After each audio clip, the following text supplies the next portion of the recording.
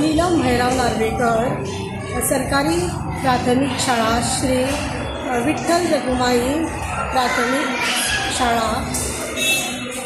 तर आज 2026-27 या शैक्षणिक वर्षाची आजपासून सुरुवात झाली।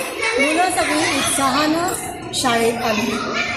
त्याचबरोबर इयत्ता पहिलीच्या मुलांचा सुद्धा मी प्रारंभोत्सव स्वागत त्यांचं मोठ्या उत्साहाने केलं।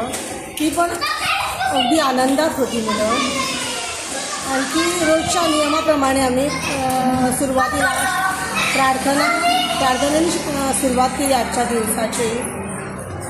आणि आज पहिला दिवस असल्या कारणाने आज शाळा आमची लवकर सोडण्यात येणार आहे